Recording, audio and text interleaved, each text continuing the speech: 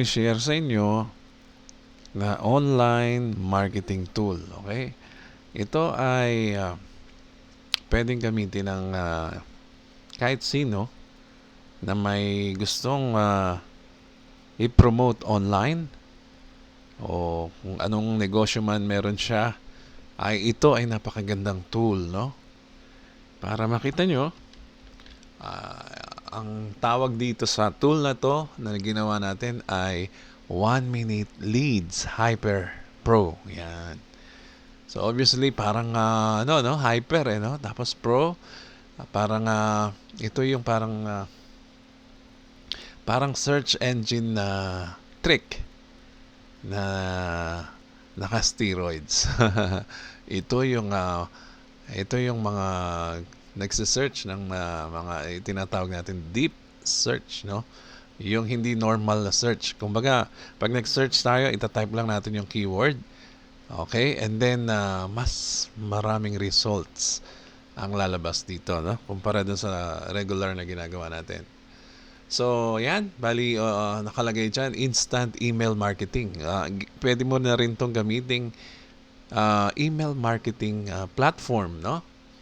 Maglo-launch ang lahat naman tayo merong Google Mail, no? So maglo-launch yung sarili mong Google Mail para gamitin itong tool na to. Okay? Para magkaroon tayo ng yung instant email marketing machine na tinatawag natin, no?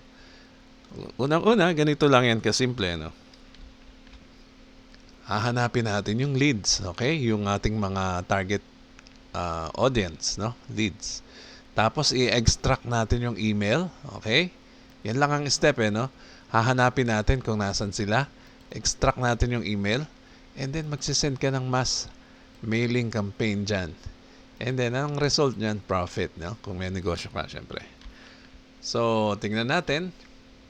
Dito sa unahan, no? Step 1, para makita nyo, merong step 1, step 2, step 3, step 4. 4 na steps kailangan natin gawin yan.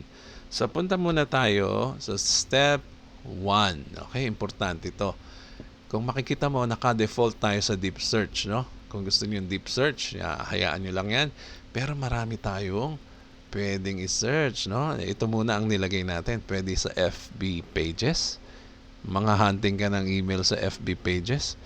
Or yung mga FB page admins, no? Yung mga siyempre, yung mga negosyante rin, no? Yung mga naggagawa niyan. Mahuhuli mo yung mga email addresses niyan. Pati yung mga hidden emails, no? Sa Facebook. And then, yung mga may events, ganyan, contacts. Yan. Puro FB yan.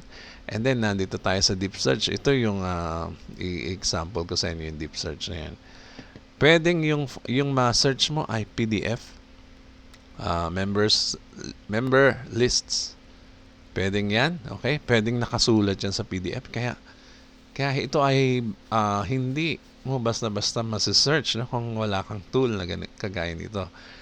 And then nilagay na rin natin yung mga top MLM earners. Biruin mo, masisearch mo rin yung mga emails nila. Okay? Or yung regular MLM distributors. Okay? Siyempre, yung kung nasang industry ka, hahanapin mo yung mga kagaya mo, no? Pwedeng yan, no? Or pwede rin naman kung may gumagamit pa ng Yellow Pages. Sa palagay ko, meron pa naman dahil digital na yan. Hindi na yun yung Yellow Pages na book. So, maraming businesses dyan, no? Na pwede nating i-search. And then, pwede rin sa directories, no? PH Business Directories. Kagaya rin ng Yellow Pages yan. Or, even messenger links, naka-target din dito. Even Viber numbers. So, for now, yan lang muna ang nilagay natin. Pwede natin yan i-upgrade later on, no? Pero, dito lang, sapat na. Ngayon, naka-default kasi itong water refilling station ko. Anyway, let's say, ano ang gusto mong hanapin? Di ba gusto mo hanapin? Dito tayo sa deep search kasi mas kursunada ko tong deep search na to. Ito yung tipong hahalukayin niya yung internet para hanapin yung yung target mo. Ano kaya maganda? Ang target mo ay mahanap ang mga email addresses ng, for example, mga nasa hair salon, nasa health spa, yung mga ganyan ba, no? Ano ba magandang targetin? Bahala kayo kung anong gusto nyo. Kung gusto nyo yung mga nasa company na, for example, yung nasa company na yung sikat na, ewan ko kung sikat ba to? AIM Global. Ayan, o kunyari, nasa company ng AIM Global. Siyempre, yung mga yan ay nagpo-post sa internet, no?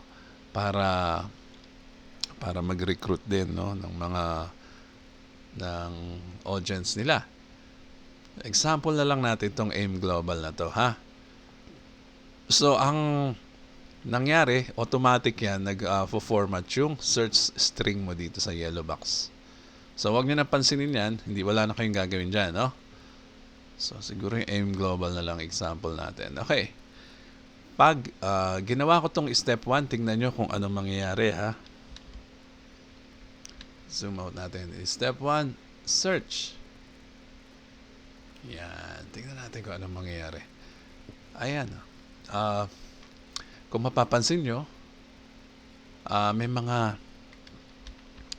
tinamaan tayong search. Oh. Ayan, oh.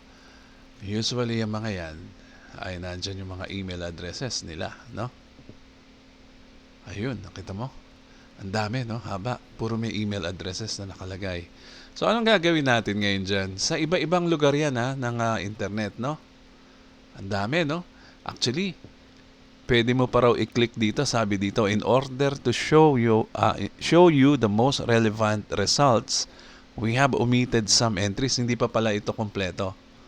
So, in-omit pa ni Google yung entries, no? Very similar to the 43. Okay, 43 lang yung na-hit natin na naka-displayed. Pwede mo raw i-repeat. O sige, repeat natin. Tingnan natin kung ano mangyayari, ha? Okay, malilito, ha? Ayan. So, mas malalim na search. Mas marami pa yung inilabas ni Google dito.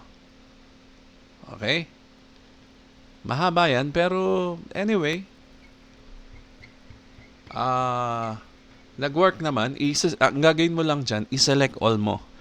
Kung naka-PC ka, Control A. Select all yan, di ba? Control A, and then copy mo lahat.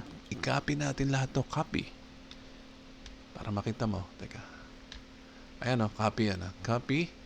And then, babalik tayo ngayon dito sa ating tool na to. Okay? Okay, step 1 tapos na, na-copy na natin. Ayan o, nakalagay dito. Step 2 na tayo. After searching, press Control A and then Control C to copy. Ayan na yung ginawa natin. Ngayon, paste here. Nakalagay na yung sa step 2. Paste here daw. Wala tayong ibang gagawin kundi i-paste, no? Control P, no? Control V pala, sorry. Paste.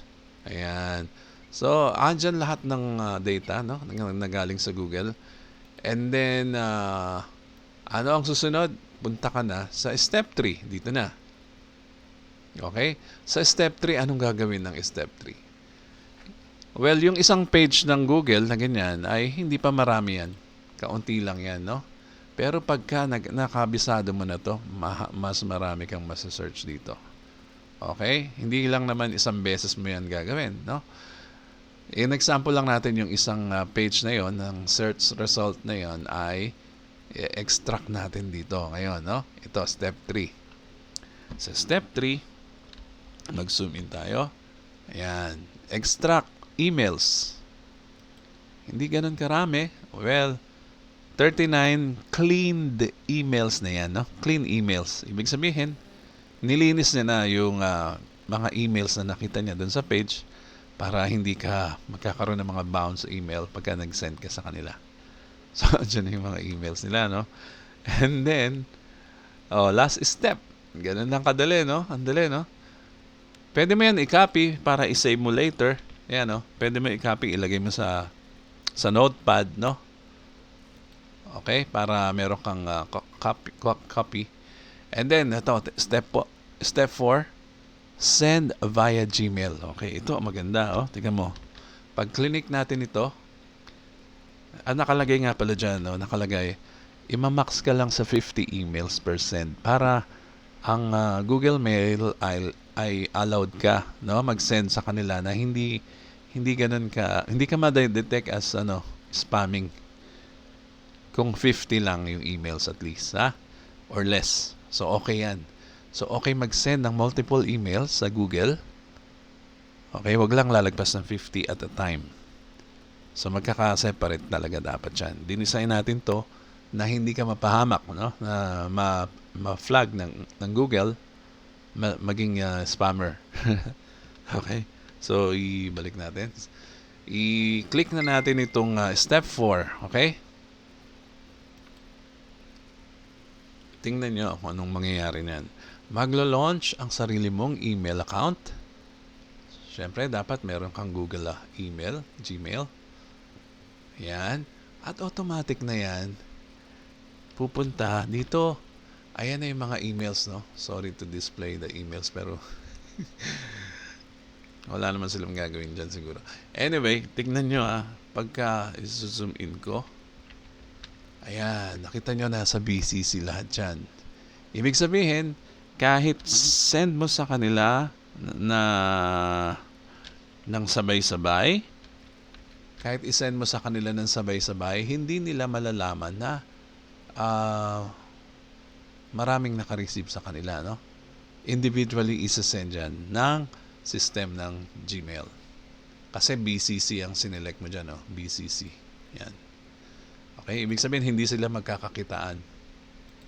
Ayan, pag clinic mo dito nagka-close. Ayan, pero mag-open nila. Ayan, okay. So, mapapansin mo wala kang to. Sino ang ilalagay mo dito sa to? Dito sa taas. Ayan. 'Di ba? Puro BCC lang yung email mo. Okay? I-type mo diyan yung sarili mong email. Pwede naman. Why not? Pwede mo i-type yung email mo. Or other email mo, kung meron kang other email, pwede mong ilagay dyan para kompleto, no? At least meron kang one email, and then yung BCC, ayan yung na-search natin. Okay? Ayan, okay na. So dito, sino maglalagay ng nag-close lang, huwag kayong mag-alala pag nagko-close. Ayan. Dito, wala kang subject, papalitan mo to, syempre, and then dapat may template ka ng email. No? Kung anong gusto mong invite letter na isend sa kanila. Di ba? So, kayo na magpro-provide niyan. Pwede rin tayo mag-provide ng template niyan. Pero, iba-iba naman ang mga purpose natin na sasabihin sa kanila. So, mas maganda kayo na gumawa ng ready email nyo. Paggawa kayo sa AI, mas maganda. Mas madali. No? Sabihin mo lang kay AI, gawan mo ako ng short email para mag-invite sa aking negosyo ng network marketing. Di ba?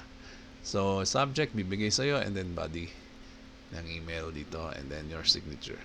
And then, hindi lang nakikita yung button, ayan, send na yan. Pag sinend mo yan, masisend lahat yan dito sa mga email addresses na to. Okay? So, ganun ka dali mag-email marketing, gumawa ng leads ano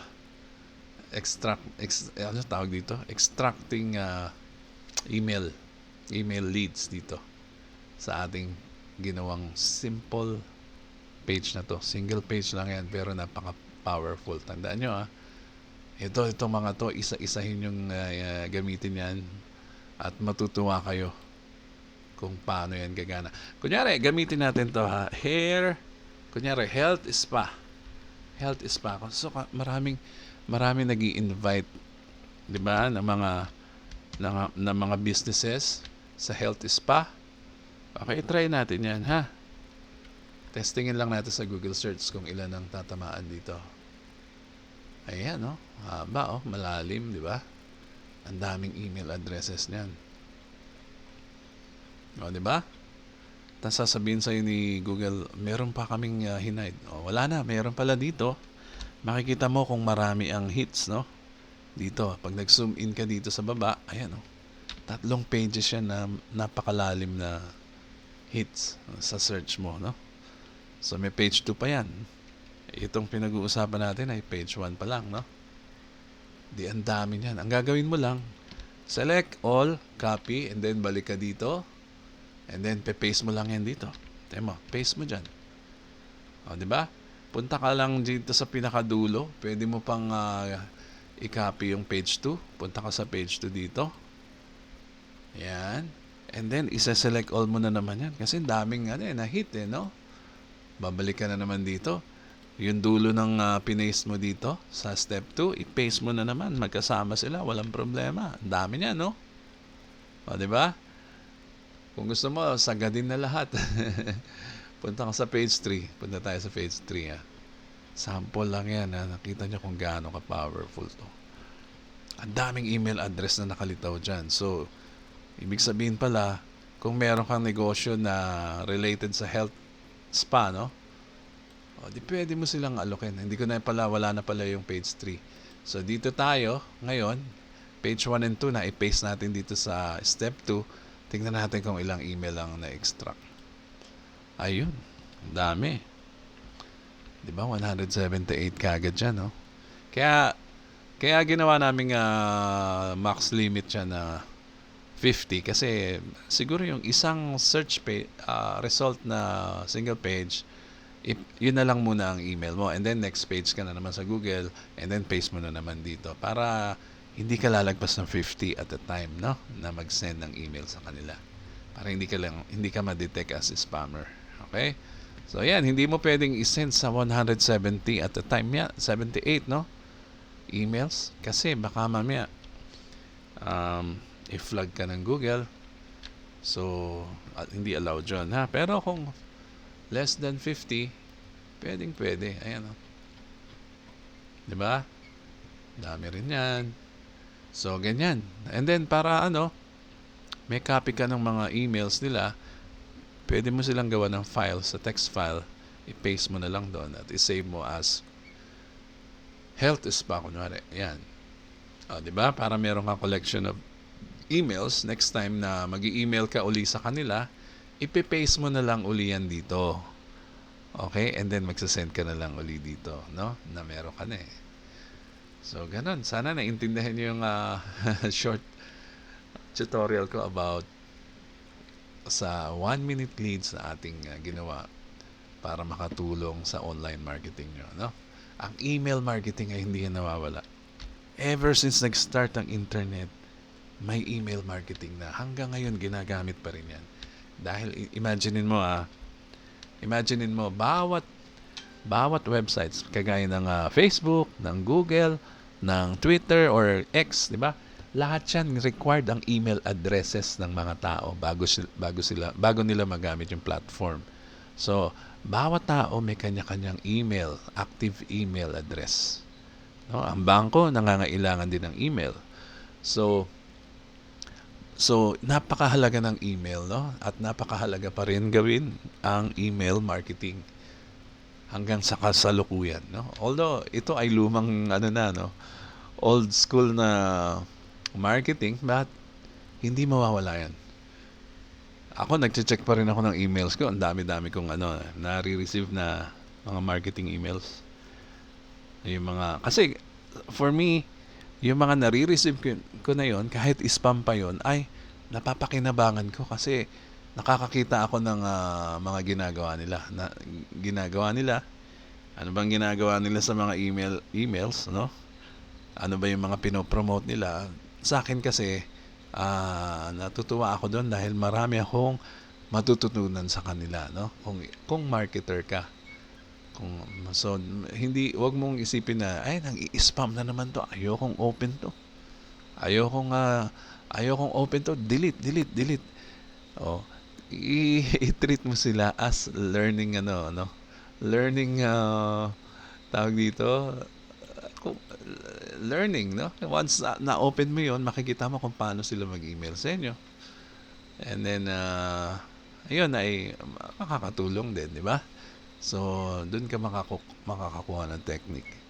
So, hindi masama maka-receive ng spam. Kasi minsan dun mo pa makikita, ay, Ang ganda naman ng product na pinopromote nito. Gagayahin ko to. Nakatulong pa yon minsan, no? Okay, so marami kang madidiscover sa kanila, yung mga marketers na gumagamit ng mga email leads, yung mga nagsisend ng email sa ano, for their marketing, online marketing. Okay, yan lang po muna. Ito po si Eddie Garcia at salamat sa inyong panonood at mag-subscribe kayo sa aking channel. Maraming salamat po.